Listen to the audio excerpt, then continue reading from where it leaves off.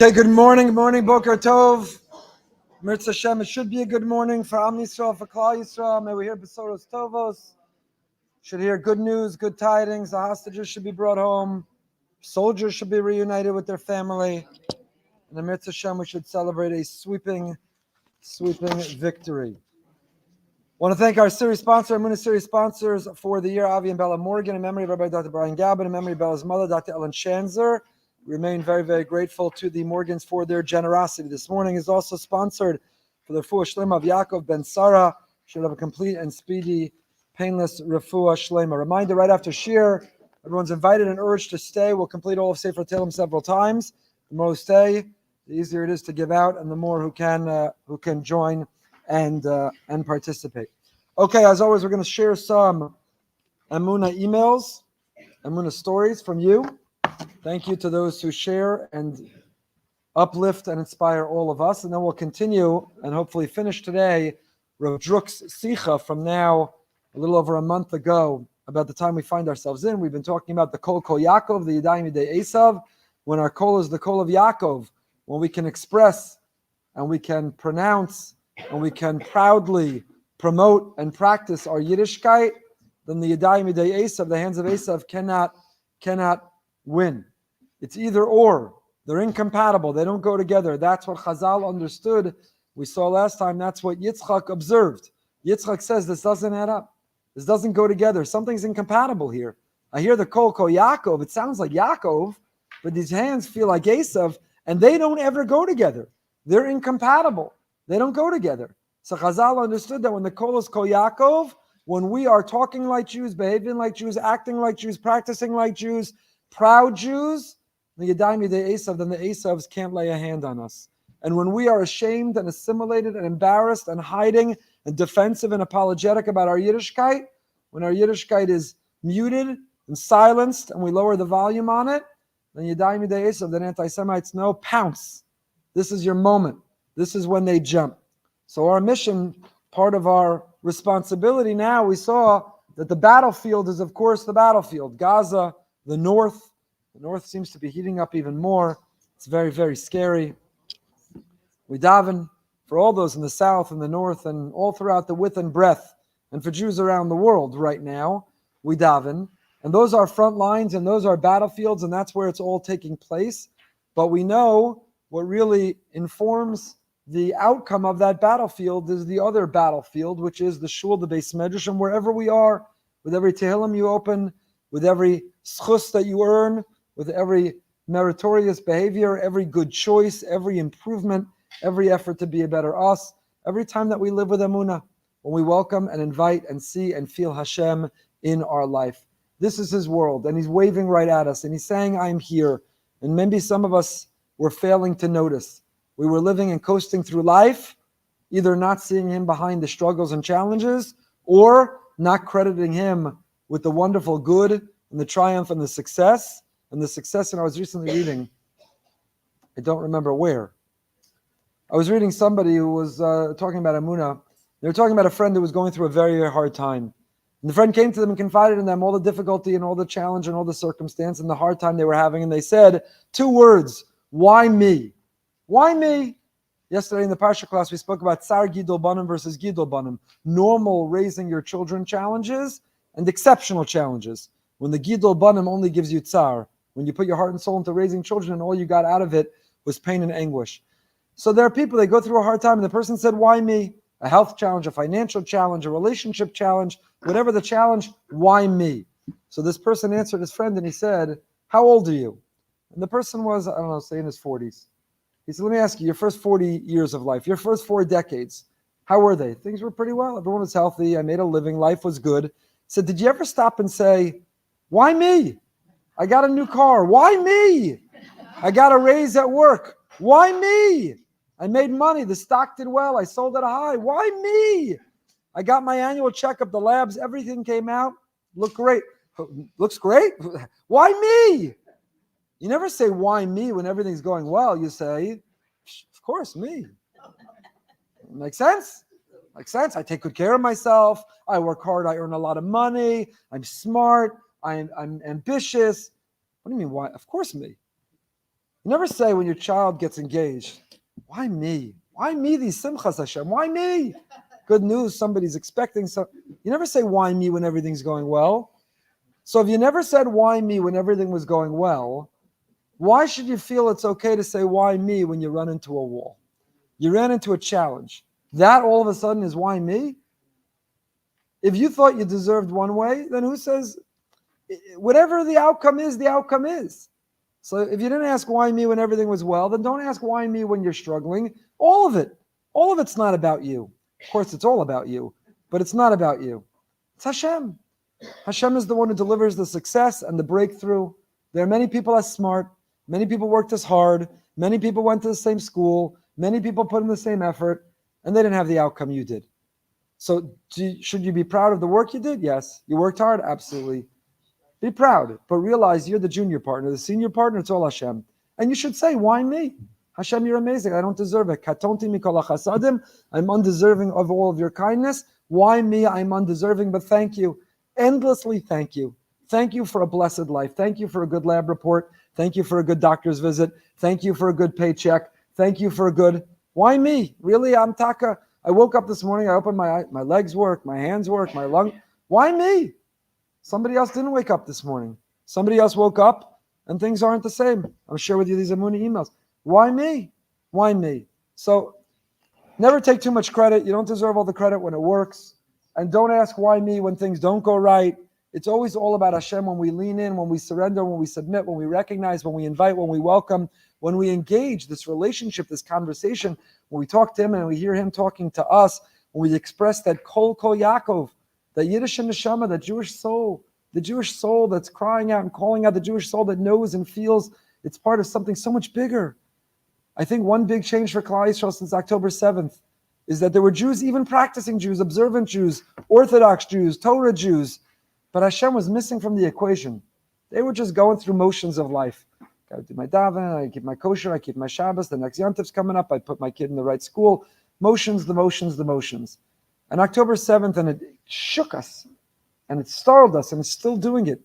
When we wake up in the middle of the night, later, early in the morning, when we're finally supposed to get up, and we keep checking our phone, and Nebach Rachman Latzlan Lo Aleinu, we keep seeing faces and names and young ages and boys, and it's endless. It's endless. How painful. How painful. And we feel I'm part of something so much bigger than myself. I'm part of a people. I'm part of a nation. I'm part of a purpose. I'm part of a story. I'm part of a destiny. This is so much bigger. Until now, we were just thinking, where's my kid going to camp? What are we doing for Pesach? Do I have the latest fashion? Did I try the latest charcuterie? Do I have the whatever was on our mind? Not to say that people's lives were so wonderful. They didn't also have difficult challenges to think about. And now people are still doing all that. But it's also in the context, there's something bigger. There's a Hashem, and this is his world. And Ein lanu amid lehishayin, we have no one to lean on other than Hashem. And the whole world's a narrow place. And the main thing is not to be afraid. And we are ma'aminim b'nei ma'aminim. We are people of faith, the children of people of faith.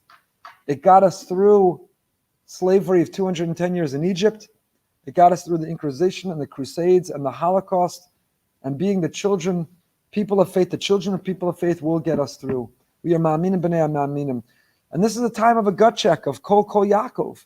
You know, it's not enough to just see that news, look at that WhatsApp or that notification, and or even to cry, or to forward the video, it's not enough.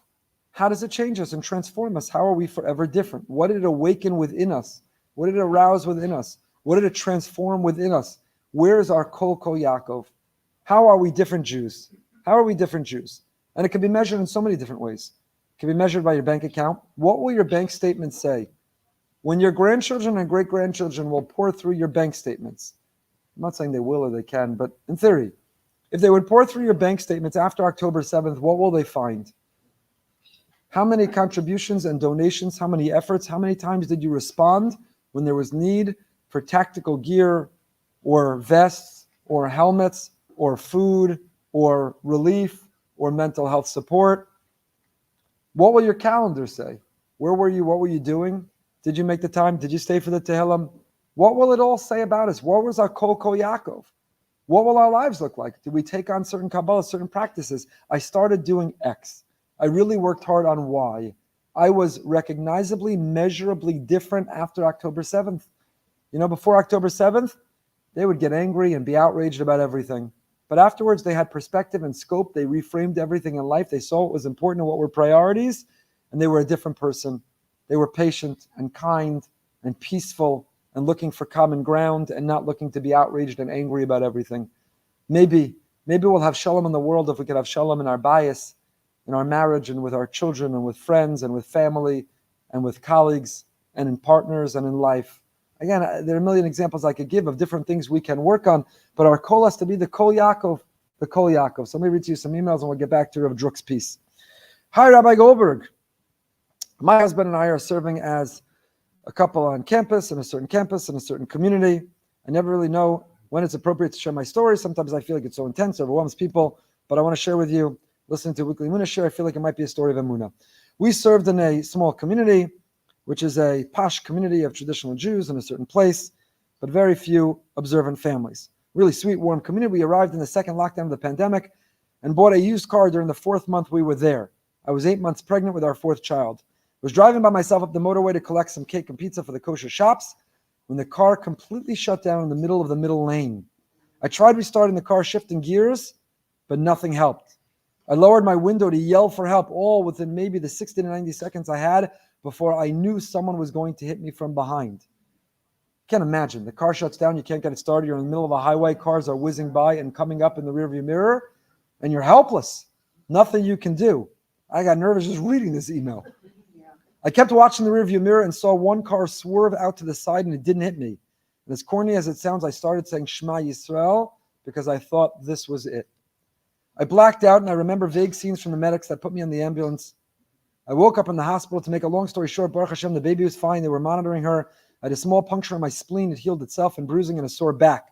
My husband looked at the pictures of the car and the car seats after the accident for the police report, and the car was crushed like an accordion. Baruch Hashem, there was no one else in the car with me. Didn't look like the airbags deployed from the pictures anyway. I was someone of Emunah before the accident, and I was shaken by the accident and went around thinking, how am I alive? Why did Hashem choose to save me? And now after the accident, I know I have full faith that Hashem wants me to continue on my journey through life, to fulfill my mission, to raise my family, to continue my avodas HaKodesh. But during that moment, would that be Emunah? Was I accepting the fact that Hashem had decided this might be the end? It wasn't. So now it's obvious to me I have Emunah, I'm still miraculously here. But before I also had Emunah, Hashem does everything for a reason. A lot of the stories you share are ones where Emunah has a critical moment. I wonder if there's an Emunah moment in there. And I think there is one. And I think it's a powerful email to me because a lot of people could live those moments and say, where is Hashem? And why me? The car had to break down. I had to get hit from behind. I had to puncture my spleen. I had to be in an ambulance and hospitalized. Why me? And where is Hashem? There's two ways that we can see things. I spoke about it last Shabbos. It might be the article for this week. I'll see how much time I have to write something else. But Yosef HaTzadik, who Rabbi Lord Jonathan Sachs, Zichrono Livracha, talked about as introducing us to the concept of the cognitive reframing that's used today in cognitive therapy. Reframing the same picture, but put a new frame around it. When you put a new frame around the same picture, you see it differently. And you know, how we think impacts how we feel. How we feel impacts how we behave and how we respond. And when we put a new frame, we could see that same old tired picture in a new light. And the picture that made us feel one way, we can feel different. We can see it differently by putting a new frame around it. Yosef saw the same picture as his brothers, how he was thrown in a pit and sold into slavery and abandoned for 22 years, but he put a different frame around it, that Hashem had done so for a mission. And instead of looking back with negative energy and negative feelings of the past, that new frame gave him a positive perspective on his future. And I spoke about on Shabbos, the mother of one of those hostages who could have heroically been welcomed home and instead was accidentally shot and killed by one of our own. But she put a different frame around it, and she invited those soldiers to come give her a hug and sent her love and talked about it being for a purpose. And she put a new frame, and all of us could put a frame around that picture. And I think these emails are another example. Rabbeinu Bachaya writes in Ishara Bitachon, Rabbeinu Bachaya writes that Emunah is the frame we put around every picture. The picture could be a glorious picture of a simcha. It could be a picture of your promotion at work. It could be a picture of breaking through with prosperity. It could be a picture of your lab report and how wonderful everything is. And you put the frame of Emunah. Thank you, Hashem. It wasn't random, it wasn't chance, and I don't deserve all the credit. There's a frame of Emunah. And it could be a picture of a car accident. It could be a picture of a bad lab report. It could be a picture of getting fired, or the person breaking up with you, or the sheikh not working out, and you could still put a picture, a frame of Emunah and bitachon and dveikus around even such a picture. It's what Yosef HaTzadik did. It's what the mother did, and it's what these emails. This young woman who wrote me that email, wrote us that email. She's putting the frame of, I was in this car accident, Baruch Hashem, the baby's okay, and I was okay. But she doesn't put the frame of bitterness and resentment, and why me, and where was Hashem, and why did I have to go through that? It's thank you, Hashem, and it's a new lease on life, and I'm still here for a reason, and I have a lot of work to do. What a frame. I want to go to that framing store. Is that Michael's? Where can you get such a frame? That's the only store I know to get frames. So. Amazon, where can you order such a frame? You know where you order such a frame? Living with Emunah, Rabbeinu B'chaya Shara Bitachon, the countless Emunah email, WhatsApp groups, Svarim, books, and so on. A couple more emails quickly, and then back to the text, because the Emunahs are powerful as the Torah. To see people living it, practicing it, and painting a picture for us how we can too, it's powerful. And these next two are unbelievable. I want to thank you for the Emunah Shirim, blah, blah, blah, blah, blah. I'm not one to write the rabbi, blah, blah, blah. Only because during the shir you say send letters, I want to express a karas tov and share the story with you, probably which wouldn't have happened without the shiurim. One day when I was driving, today is brought to you by car accidents. One day when I was driving, I was stopped at a stop sign and happening, nothing is by chance, to be listening to the Emunah shir when someone hit my car from behind. First I was annoyed because this is annoying and inconvenient. I'll have to get the car fixed. My ride home was going to take longer than expected. And then I realized I'm in the middle of listening to the Emunah shir. And I said to myself, maybe this is what Hashem wants. This is what's supposed to happen. Let's see what adventure this takes me on. Right? One of the things that we talk about is when you live life, when you look through the windshield of Emunah, not a windshield of bitterness and misery and resentment and anger. When you look through the windshield of Emunah, you say, ooh, an adventure. Let's see. Let's see where this takes me next.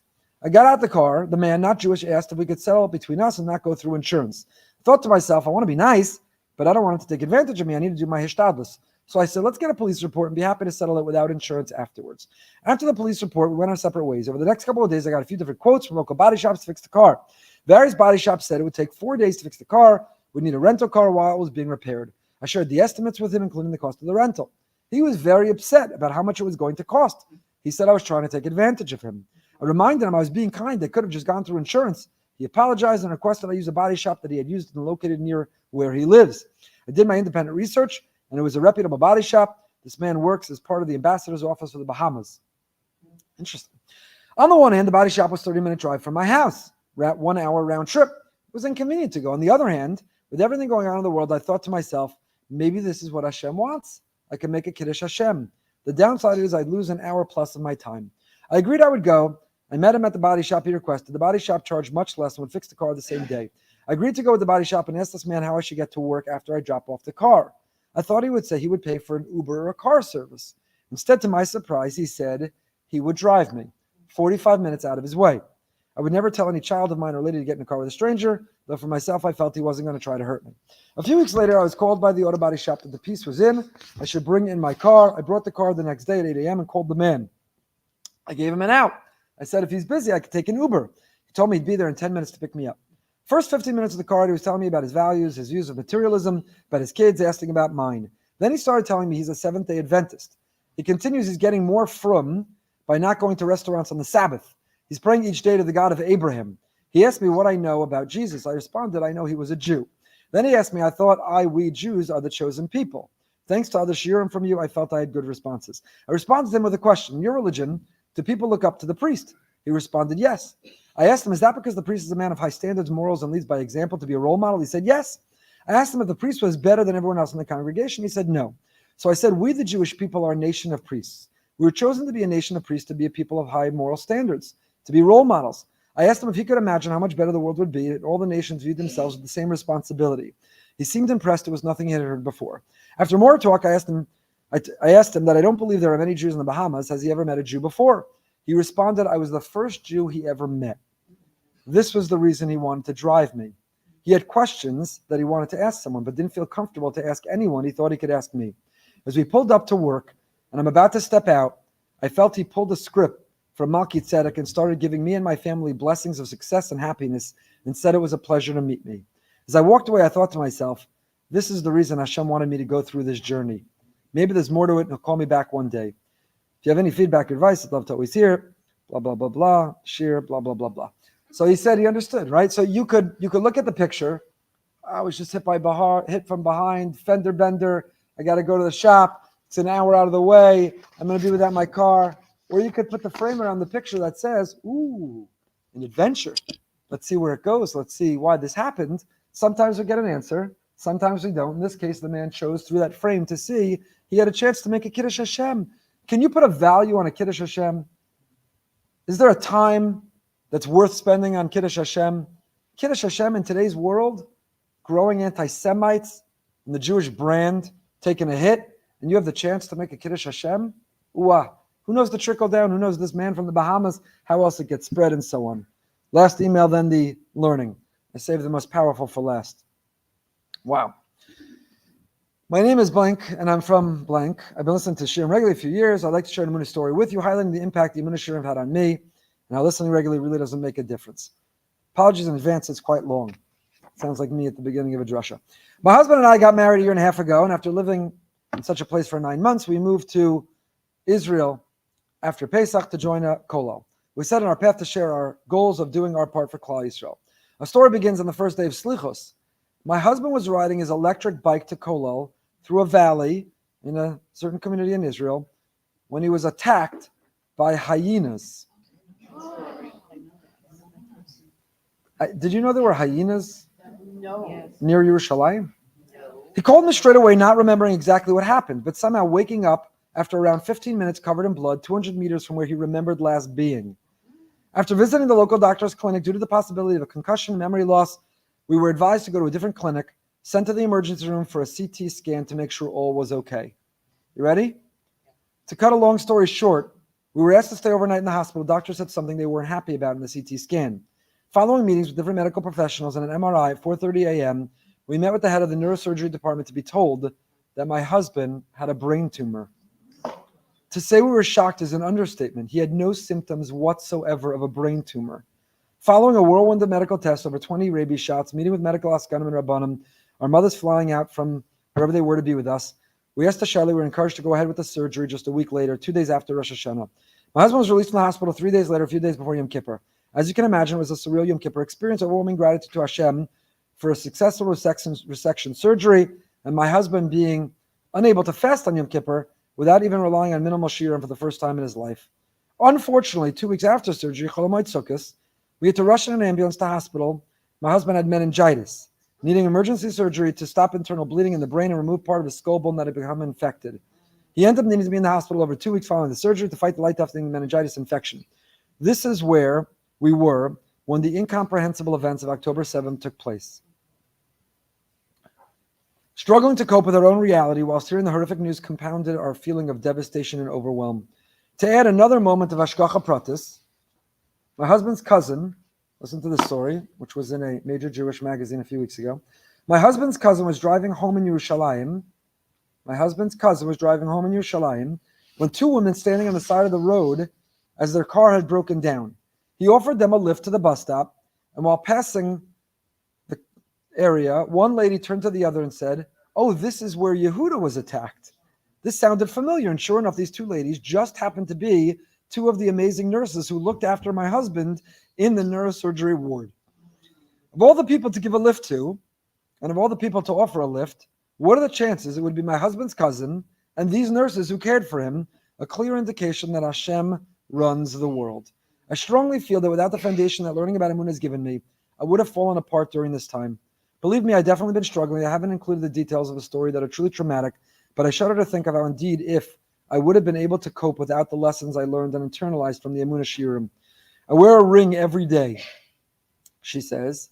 I wear a ring every day. I don't know where you order the frame, and I'm not sure where you order the ring, but I wear a ring every day that says, Ein od milvado. There is no one but Hashem. Sitting in the neurosurgeon's office, hearing that my husband had a brain tumor, and literally feeling my world collapse. Looking at my hand and my finger and seeing the reminder there's no one else but Hashem running our lives. And the doctors, medical professionals, and even the hyenas themselves are just shlichim, they're agents of Hashem, kept me going.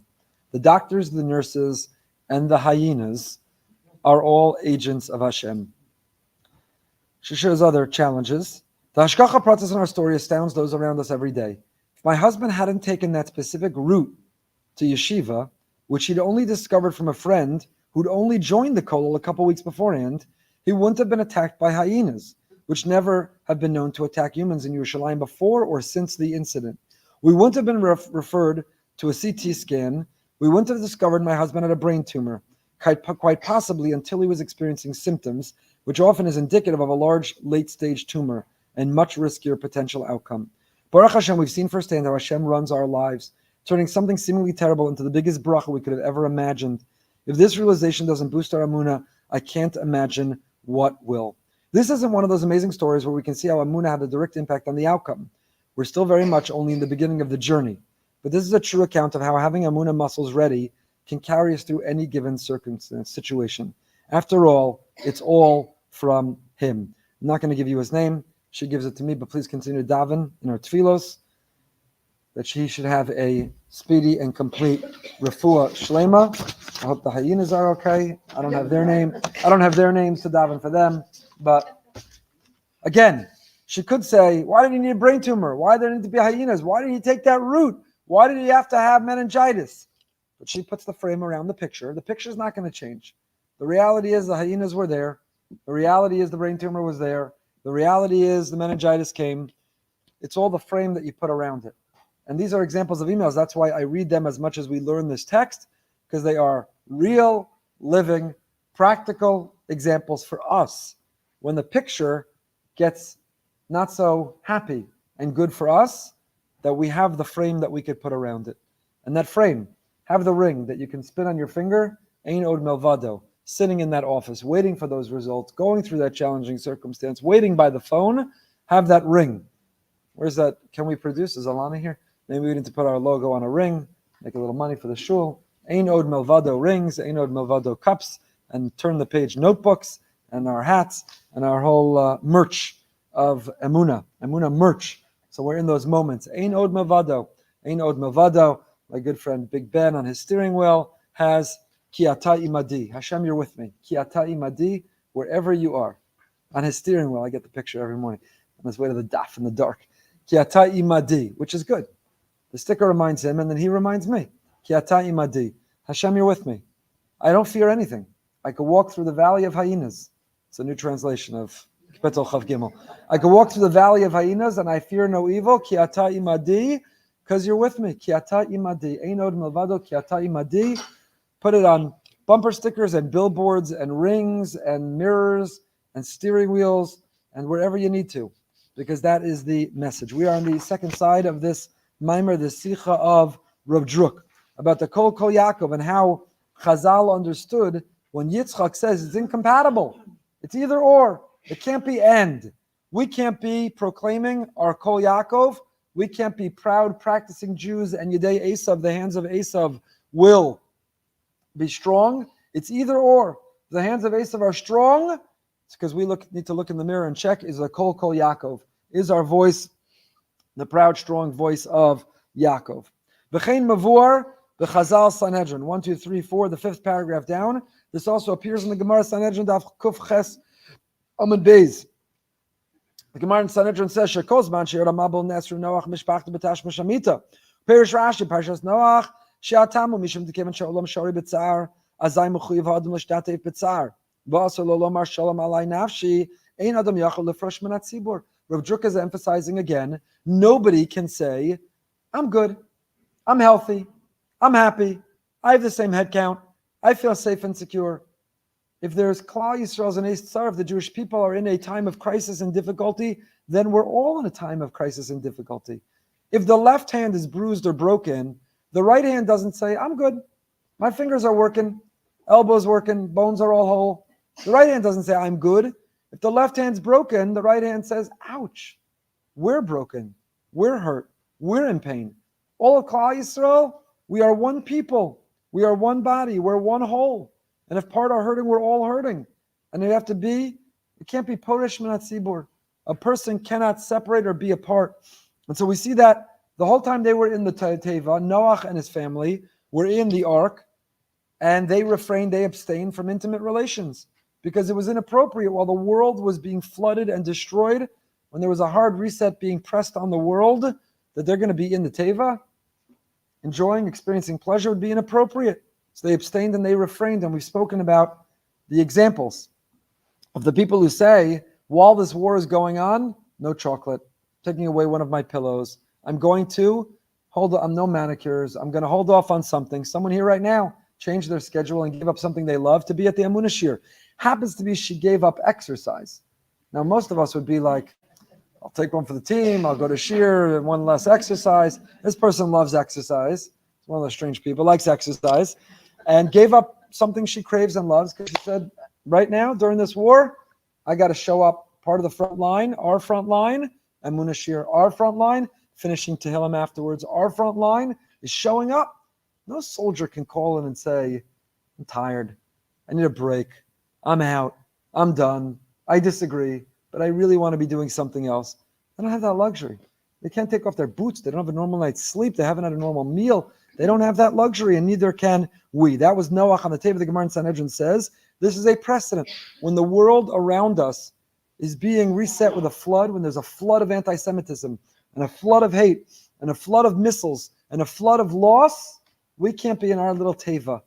We can't be in our little ark, our little cocoon, protected, happy, and gleeful, and indifferent to the pain around us. And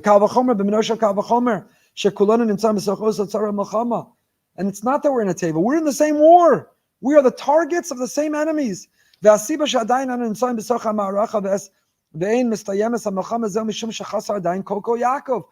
this war over? Every day this war continues, says Rav Druk, is not because we don't have enough soldiers, or we ran out of ammunition, or because there are more tunnels, or because there are more ambushes, or because the UN or other countries are holding us back. That's not why this war is not over. We need to live simultaneously. When you live and you look at the world through a windshield, through the glasses of Emunah, then there is the physical world and the metaphysical world. You know, we're all obsessed and consumed with the news. But the news, it's only giving you the data, the statistics, the update. It's only giving you the alert and the alarm over everything in the physical world. Fighting in the north of Gaza and the south of Gaza and this community, and we surround them, we took over this tunnel, and we sent in the K9s, and can you believe a car can drive through the tunnel, and up north, and these missiles were launched, and here's what's happening, and a drone was shut down, and you got in Yemen, and you got the carrier. All the news and all the alerts and all the updates is only giving us a perspective. It's only telling us what's going on, a window into the physical war and the physical world. And it's truth, and it's important, and stay informed and care and be motivated and move to daven from it. But that's only a small part of the picture. There's a much bigger picture going on. We as believing Jews believe that what happens in the physical world is a shadow and it's a reflection of the metaphysical world. What's happening down here is because of what the parallel that's happening up there. So if there's a war still going on down here, it's because the Yadayim Yadei Esav energy in the world is still strong, and it needs to be offset by a prouder and bolder and stronger Kol Yaakov, voice of Yaakov. There's a war, there's tension, there's conflict physically, and there's a war, there's a tension, there's a conflict metaphysically.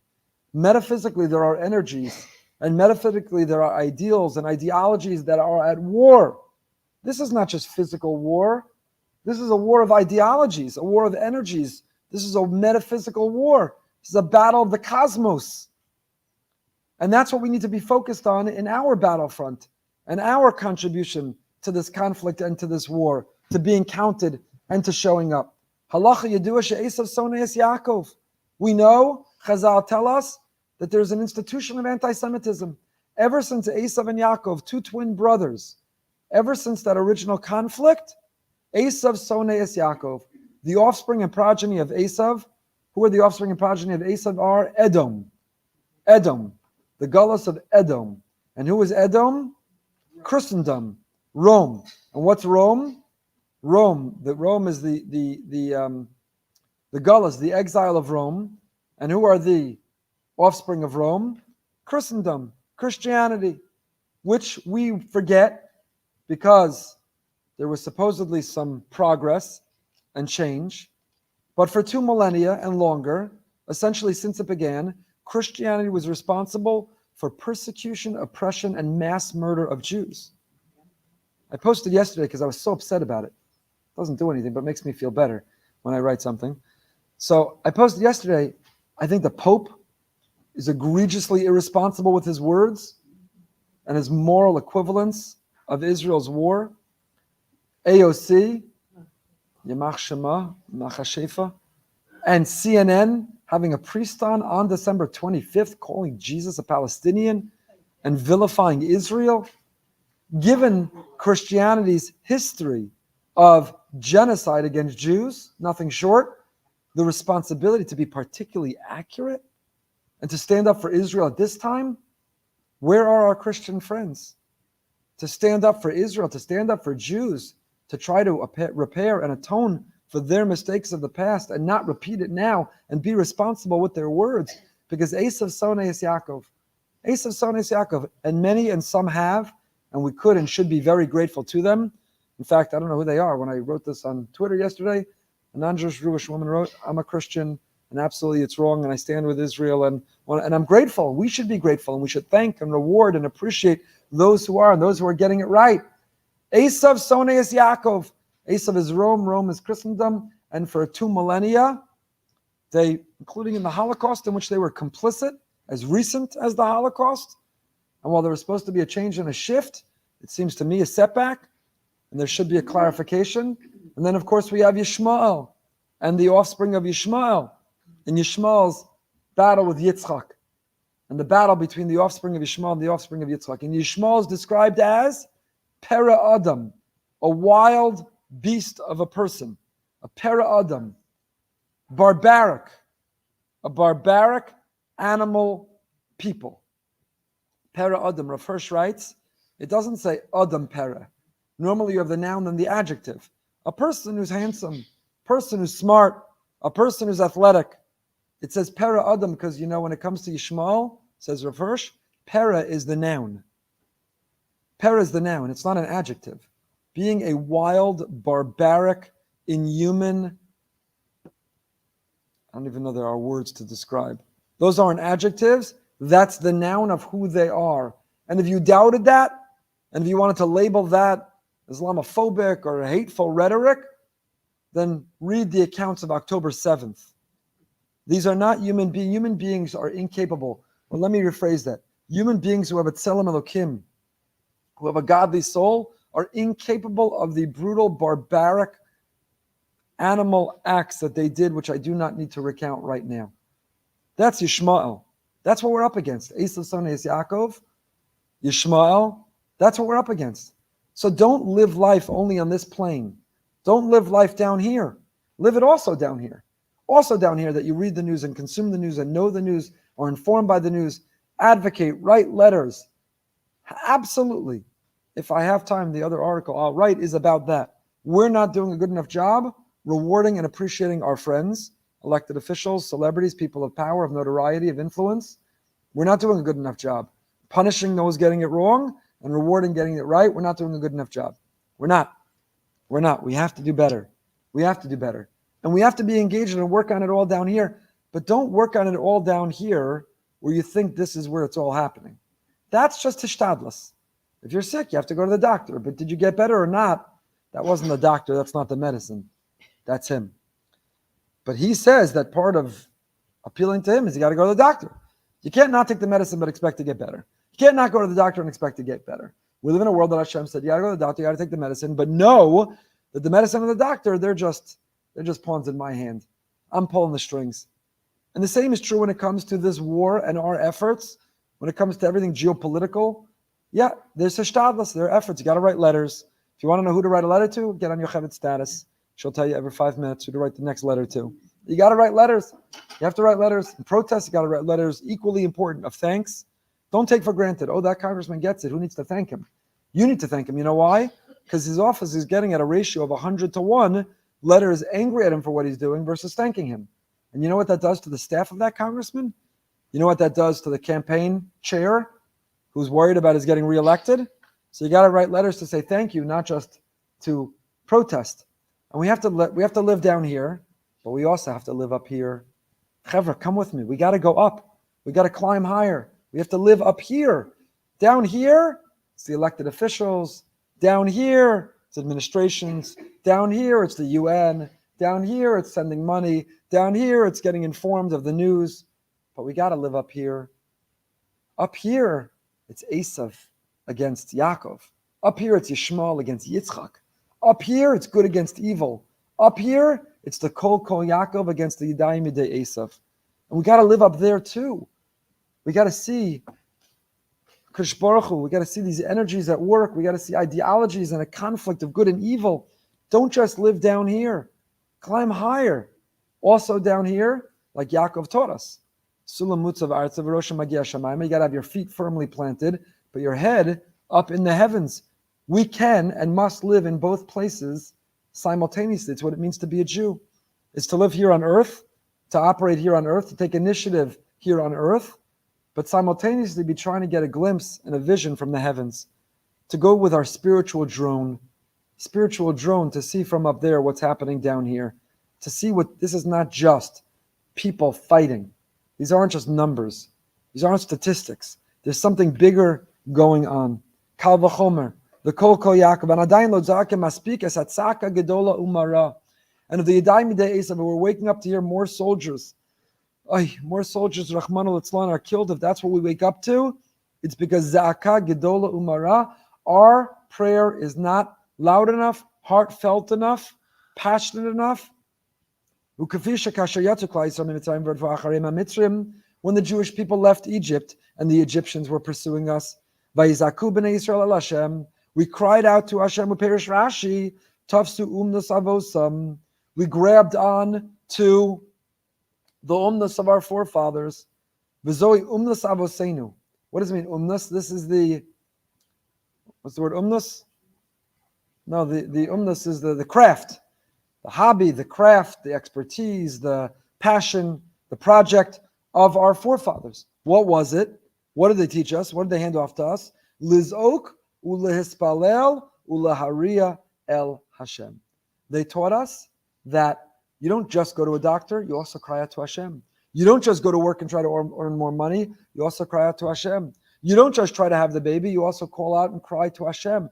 They taught us, they handed us that formula, those keys. They gave us that precedent and that model that you can try all you want down here, but if all you're doing is engaging and trying down here, you're fighting, you're battling, you're going to a doctor, you're working. If all you're doing is operating down here, you won't succeed.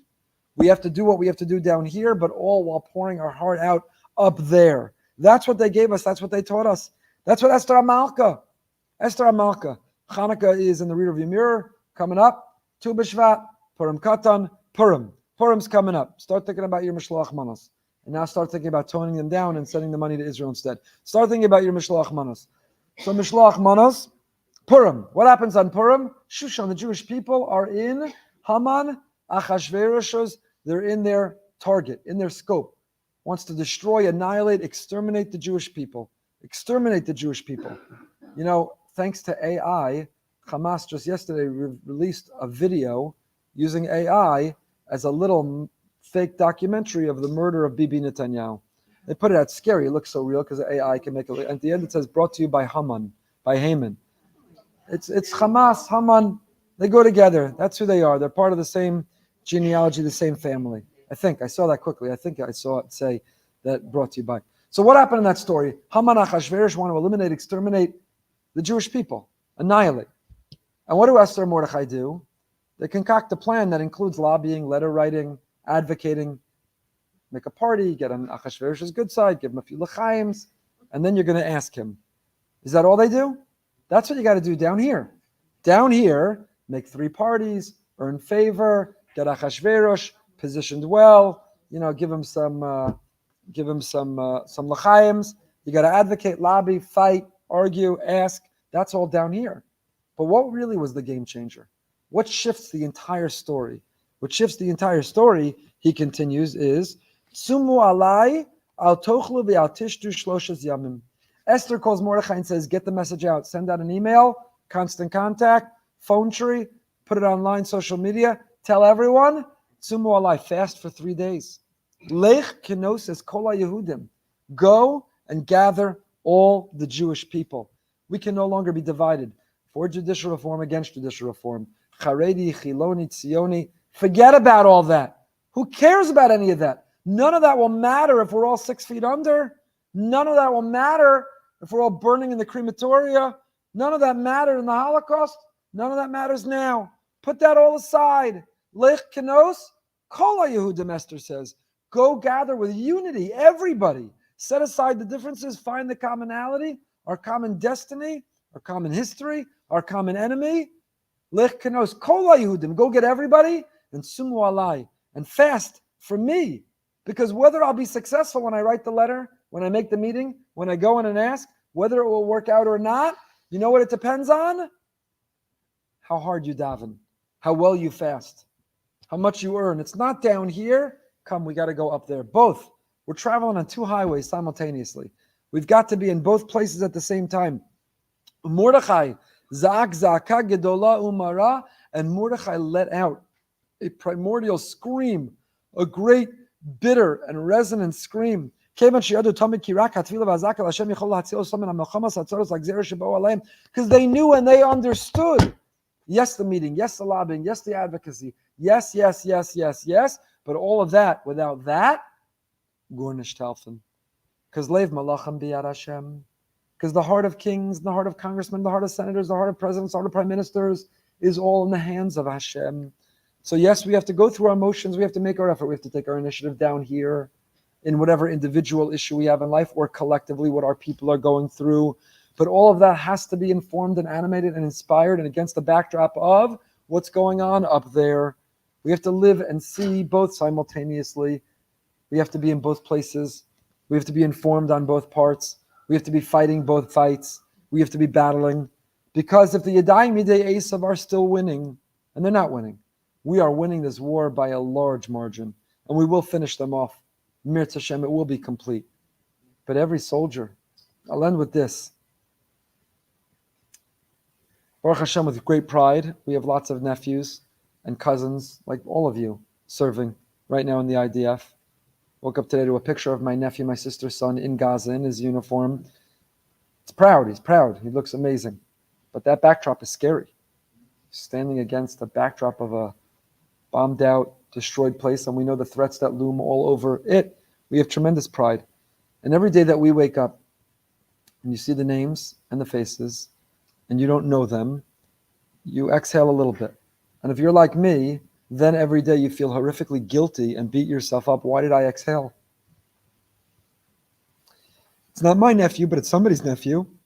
It's not my son or grandson, but it's somebody's son or grandson. So how could we exhale? That's how we have to feel about every one of these boys. Every one of these boys. And I don't understand Hashem's plan, but it's like he said, I'm only going to find the most handsome, the most charismatic, the ones that they have the most amazing things to say at each of their funerals. I'm only going to take the best. And each one is somebody's nephew, someone's son, someone's grandson, someone's brother, someone's uncle. And so we can't exhale. The power that has to inform the passion of our tefillos, it can't get old. I know fatigue is setting in. How many times can you finish Tehillim? How many times can you be asked to buy a next vest or boots or socks? How many barbecues can you sponsor? How many gatherings and rallies can you have? How many times can you hear the next person? The Shabbos, one of the Shirut Leumi from another community is going to be here. Her sister was murdered at the rave on October 7th. So she asked, can she share a few words? How many stories do we need to? You can't have fatigue set in. How could fatigue set in? Chalila, God forbid, 1 billion times. If this was our loved one, would we ever grow tired of the grief, of the mourning, of the sadness of telling their story? So that has to be the level of tzaka gedola umara. When Mordechai looked and he saw, we're about to get annihilated. We could be destroyed. That was not theoretical. It wasn't abstract. It wasn't for someone else. And that has to be the intensity. The intensity of our tefillah has to remain. They can't tire. The soldiers in the front line don't have the luxury of getting tired. Fatigue can't set in for them, and fatigue can't set in for us. So we went a little bit overtime. I apologize. Fatigue can't set in. we have to continue. So keep doing it down here, Yechaved status. Be informed where you write letters, what you do, what's the latest. Also, tremendous inspiration. If you want to know who to write letters to, and then you want to see something that'll make you cry and be inspired, touched, and hopefully hopeful, also her status is wonderful. Know who to write letters to, but you got to write letters to him. Every day, the letter to him. That's the most important lobbying meeting you have every day. Every morning, every afternoon, every evening. Stay a little bit longer. Let's lobby together. Tehillim. Should be a great day, Amir Tashem, for Am Yisrael.